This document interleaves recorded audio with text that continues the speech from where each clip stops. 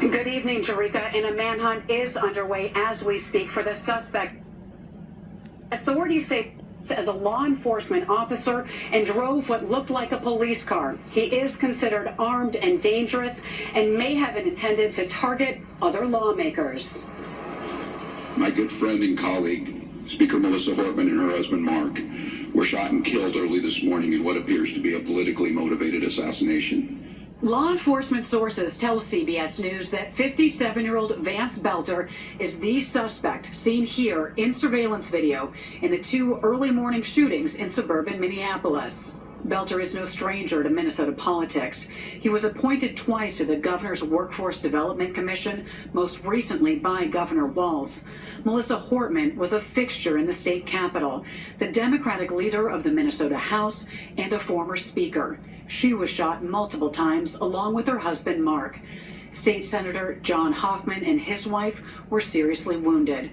Both couples were attacked overnight in their homes about 8 miles from each other by a gunman posing as law enforcement to gain entry. They were wearing a vest with taser, other equipment that would, a badge very similar to mine, that no question if they were in this room, you would assume that they are a police officer.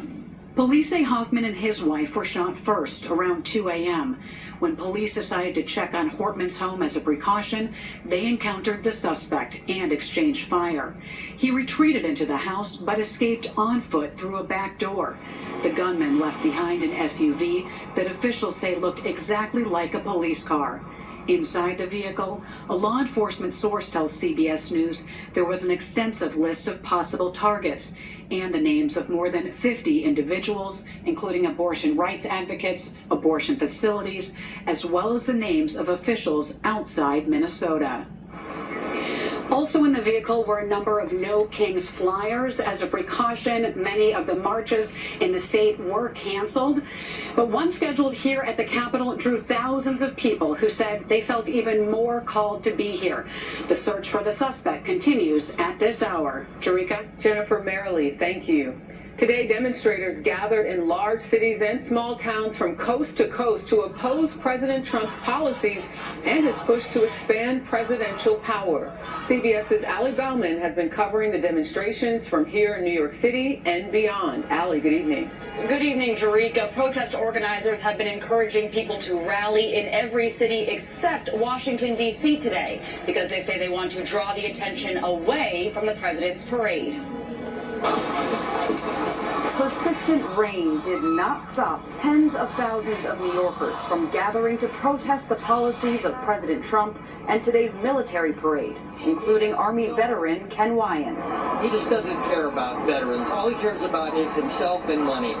From Philadelphia to Los Angeles, St. Paul, Minnesota to Dallas, Americans gathered in nearly 2,000 cities and towns. I love the flag, but I'm flying it upside down today just because we are in distress. Say they feel angry over Trump's attempts to expand his presidential power, including the treatment of immigrants and cuts to federal programs. We want to make sure that we can fight against the authoritarianism that's happening as we speak. State and city officials vowed to protect the right to protest, but warned they would not tolerate violence. Republican governors in Virginia, Texas, Missouri, and Nebraska mobilized National Guard troops. President Trump and others issued stark warnings. If you throw a brick, a firebomb, or point a gun at one of our deputies, we will be notifying your family where to collect your remains at. The No Kings protest was highly organized, holding online trainings focused on peaceful gatherings and what to do if confronted by law enforcement. Organizers include Move On, the ACLU, and Walmart heiress Christy Walton.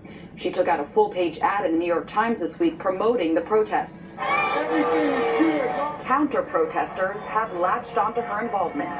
Go over there and ask them how many people are paid to be here. And so far, protests overall have been orderly. Organizers believe this will be the largest nationwide single-day mobilization since Trump returned to office. Jerika? Allie Bauman reporting in New York City. Thank you. To the nation's capital now and a show of American military might. Tonight, President Trump is taking part in events marking the U.S. Army's 250th anniversary. It is raining on the parade a little there, which will move down Constitution Avenue, passing a presidential review stand near the ellipse. CBS's Willie James Inman is there for us tonight. Willie. Jerika, good evening to you. President Trump has long made clear his desire for a big military parade, and tonight he got his wish. Tanks, thousands of soldiers, and several Army bands marching down Constitution Avenue tonight. The event also included paratroopers, flyovers, and troops in uniforms from different eras.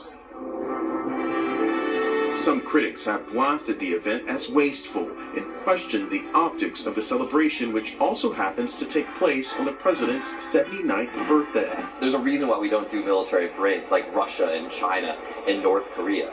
President Trump doesn't like the idea of anybody protesting the parade. They will be met with very big force. The last time a military parade was held in the U.S. was in 1991, marking the end of the First Gulf War. Today, more than 18 miles of fencing is up for an expected crowd of 200,000.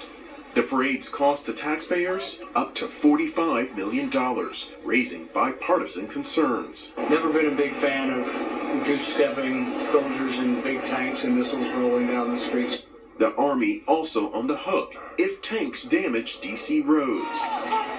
Still, some view the parade as a rare chance to highlight the U.S. Army and those who serve, like Specialist Noel Mendez. This is something that's a once-in-a-lifetime for the Army. 250, not a lot of things make it that far, you know?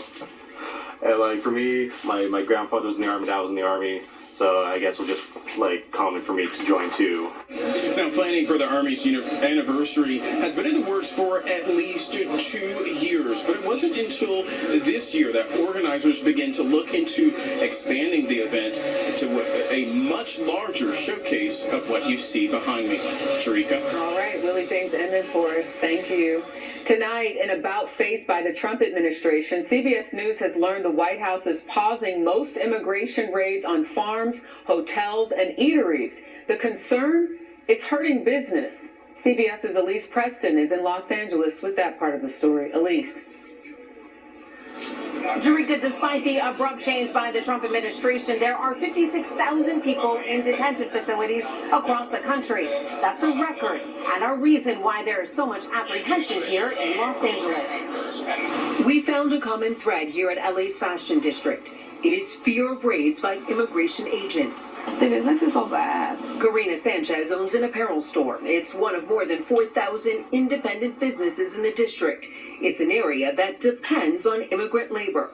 Customers and workers alike are becoming scarcer. One day last week, Sanchez did just $15 in sales. So I'm very scared. I'm very scared because I lose everything. I don't have nothing in my pocket. Everything I put for my rent. ICE now averages 1,300 arrests per day. This social media video of workplace sweeps in Omaha, Nebraska and Oxnard, California have stoked the anxiety. The community is in fear. We met Alonzo Garcia outside the Federal Building in downtown LA. He told us he is a first-generation Mexican-American. Nobody is coming out. The California economy and maybe even the U.S. economy is suffering. Can the U.S. operate without immigrants? I think it would be very difficult for the U.S. to go forward without immigrants because there are some tough jobs out there. They are hard. They are back-breaking. It's not easy to find people to do that kind of work. Here in Los Angeles, the 9th day of protest was largely peaceful, but hours before the city's curfew began, this area was declared an unlawful assembly. Officers moved in with tactics including smoke bombs and tear gas to clear the area.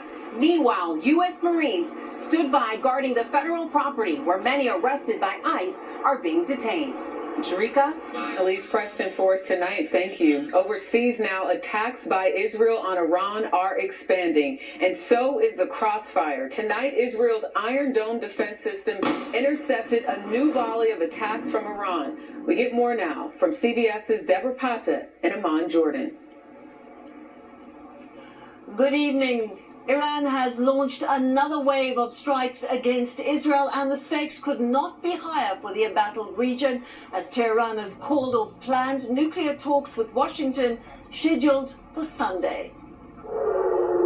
This is the moment Iran struck Tel Aviv in a series of retaliatory strikes early Saturday. The conflict between the longtime foes has escalated dramatically and is now heading into its third night. As waves of Iranian missiles rain down, some made it through Israel's air defense systems, smashing into homes, injuring dozens, and killing at least 3 Israelis. But that toll was dwarfed by the damage Israel inflicted on Iran. Iran says more than 60 people and nearly 30 children have died. And Israel says it has killed 9 Iranian scientists and has targeted oil, gas, and nuclear facilities in a bid to cripple the country's nuclear capacity. And Israeli Prime Minister Benjamin Netanyahu says he is not done yet. We will hit every site and every target of the Ayatollah's regime, Netanyahu said. What they have felt so far is nothing compared to what's coming. This is the largest and longest exchange of military strikes between the two rivals ever. Prime Minister Netanyahu today went further, hinting at regime change. Jarika telling the people of Iran that these strikes clear a path for them to unite and stand up for freedom. Deborah Patta, thank you. Today, a parade